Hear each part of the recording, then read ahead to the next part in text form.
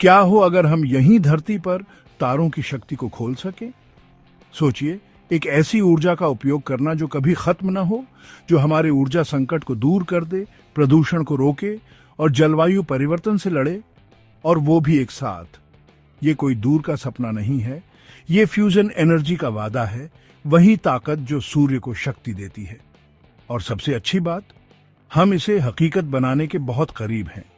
Fusion energy की दुनिया में आपका स्वागत है, भविष्य की ऊर्जा और हमारे ग्रह को बदलने की कुंजी। इस साल चीन के ईस्ट रिएक्टर की एक बड़ी सफलता ने हमें उस शक्ति को नियंत्रित करने के करीब ला दिया है। लेकिन इसका हमारे लिए क्या मतलब है और ये उपलब्धि इतनी महत्वपूर्ण क्यों है?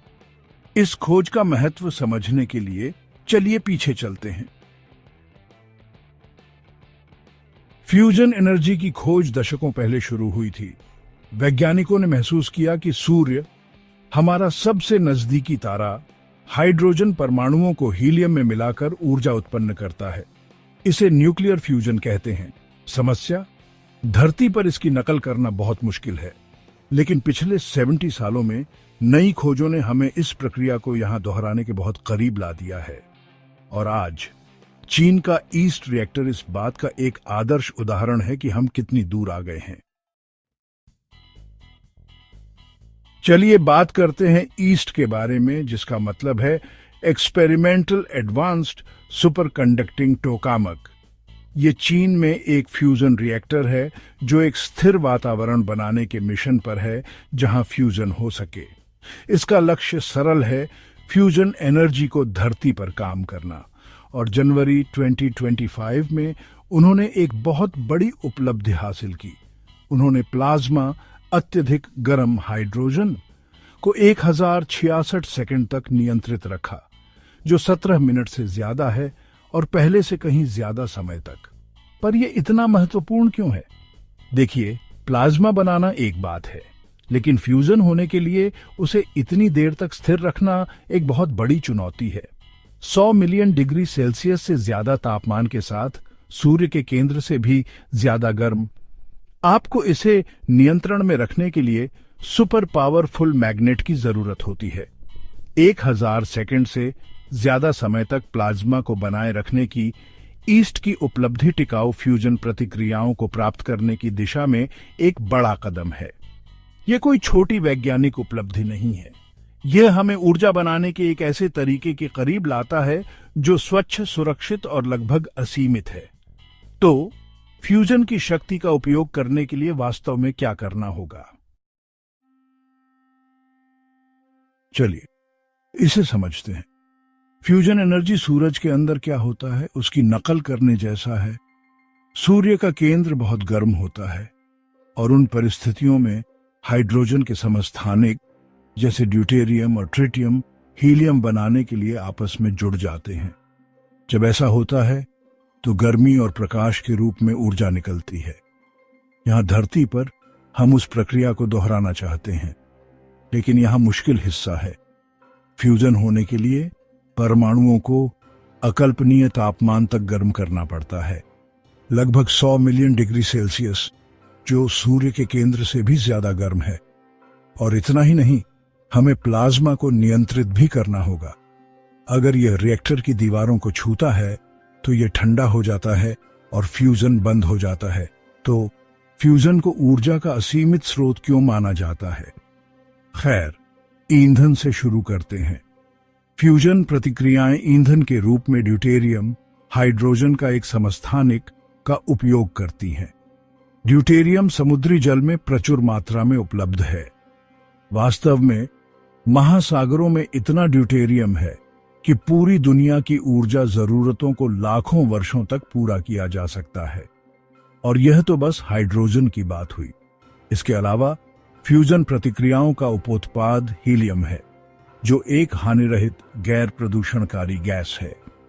जीवाश्म ईंधन के विपरीत, जो सीमित और प्रदूषणकारी हैं, फ्यूजन पर्यावरणीय परिणामों के बिना स्वच्छ ऊर्जा की लगभग अनंत आपूर्ति प्रदान करता है।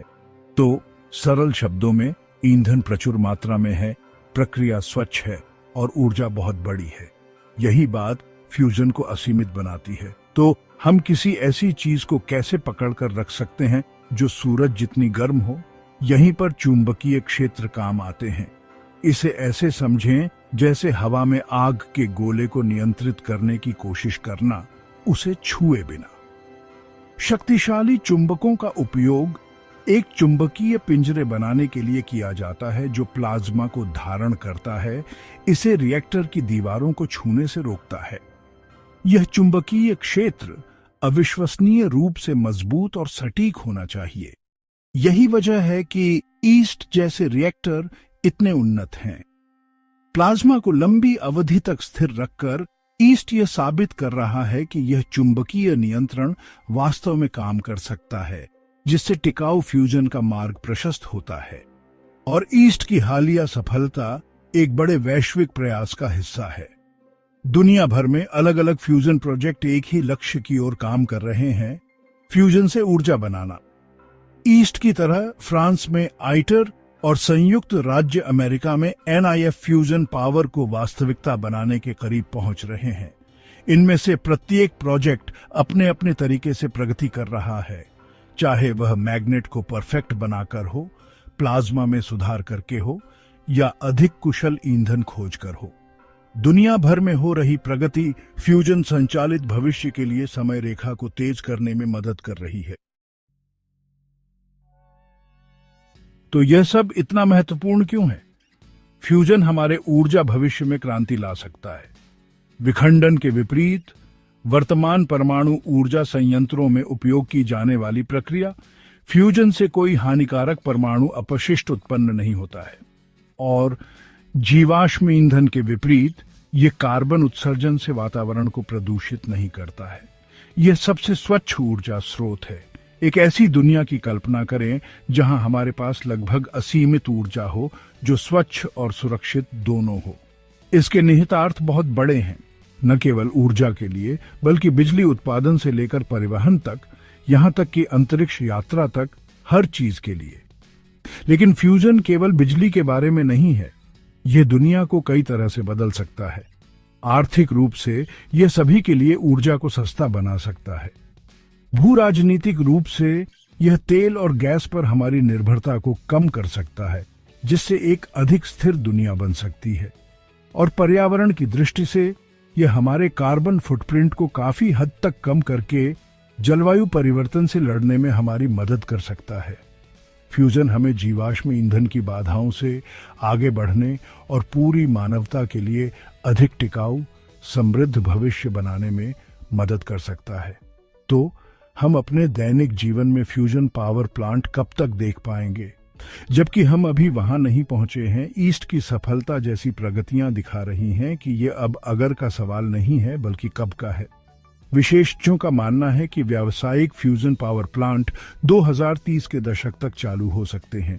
फ्यूजन अनुसंधान तीव्र गति से आगे बढ़ रहा है और आज की सफलताएं हमें उस भविष्य के करीब ला रही हैं जहां फ्यूजन दुनिया का प्राथमिक ऊर्जा स्रोत हो सकता है।